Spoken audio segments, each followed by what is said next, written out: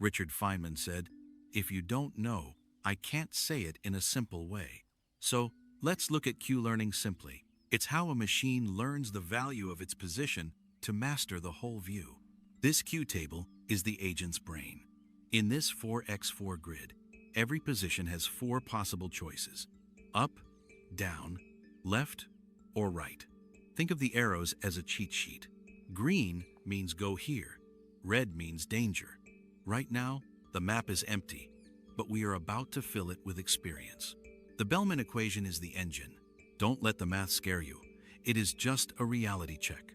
It compares what the agent expected to happen, the old Q, with what actually happened, the reward plus future potential. The difference is the error. We use that error to update the value, making our map slightly more accurate every single time. Now, watch the learning in action.